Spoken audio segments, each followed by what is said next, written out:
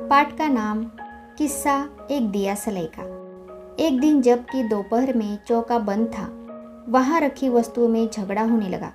सभी शेखी बघारने लगे।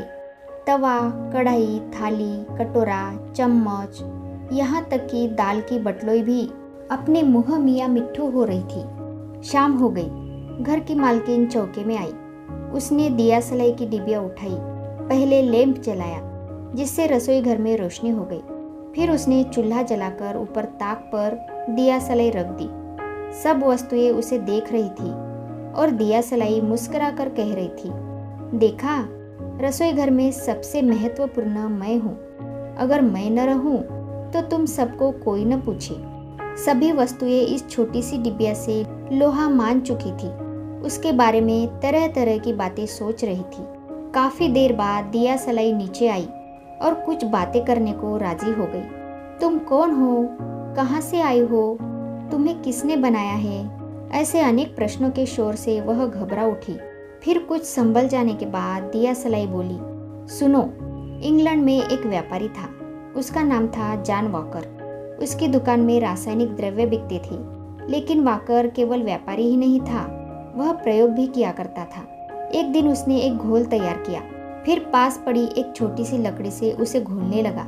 उस लकड़ी में वह घोल थोड़ा सा लग गया। उसे हाथ में लिए वह काम करता रहा। इसी बीच लकड़ी में लगा घोल सूख गया। जब वॉकर को उस लकड़ी की जरूरत नहीं रही तो उसने उसे फेंक दिया। लकड़ी एक पत्थर पर गिरी। गिरते ही जोर से चिट चिट की आवाज हुई और धुआं उठा। यह देखकर वॉकर चौंक उठा। वह सोचने लगा, यह क्या हो गया? पर कुछ ही क्षणों बाद वह सारा रहस्य समझ गया कि उस लकड़ी में लगे रासायनिक पदार्थ के पत्थर पर रगड़े जाने से ऐसा हुआ है। फिर तो उसने कई बार यह प्रयोग किया और इस तरह तिलियों का घोल उन्हें रेगमाल कागज पर रगड़कर आग पैदा करने का उपाय ढूंढ लिया। जॉन वॉकर ने इसका ही धंधा आरंभ कर दिया। छोटी छोटी डिब्बियों में 50-50 तिलियां भरी रहती। उन्हें जलाने के लिए हर तिली के साथ एक छोटा सा रेगमाल कागज का टुकड़ा भी दिया जाता। इस तरह हमारे परिवार का जन्म हो गया। क्या तब भी आप वैसे ही सुंदर थी जैसी आज है? कटोरे ने पूछा। नहीं, उन दिनों तो हम इस दुनिया में नए ही नए थे।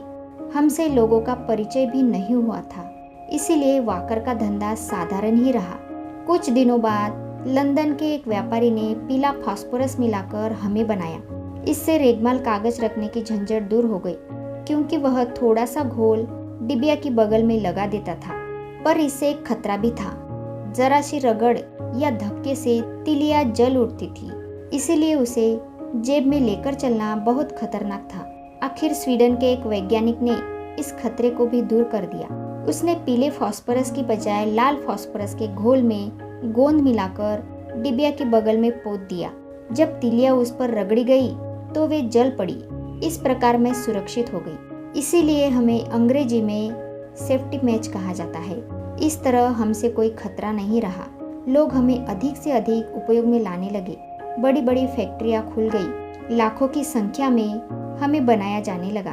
आजकल हमें चिड़ की लकड़ी से बनाते हैं। सबसे पहले लकड़ी को एक घोल में डुबा लेते हैं, जिससे डिबिया रगड़ से जले नहीं तथा तिली पर लगा मसाला जलने पर गिरे नहीं। इन तिलियों को मशीन द्वारा काटा जाता है।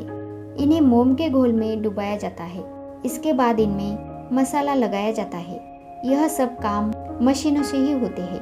मशीनों द्वारा ही इन्हें डिब्बियों में भरा जाता है। आजकल तो डिब्बियों पर कंपनी अपना लेबल लगाती है। पर हाँ, अब हमारा महत्व इतना अधिक हो गया है कि अगर हम नहीं हैं तो रसोई घर में आग जलना कठिन है। इसलिए अब आप सब झगड़ा बंद कीजिए और अपनी अपनी जगह खुश रहिए। तो दोस्तों, इसी के साथ ये पाठ यहीं पर समाप्त होता है। मिलते हैं अगले पाठ में। तब तक के लिए धन्यवाद।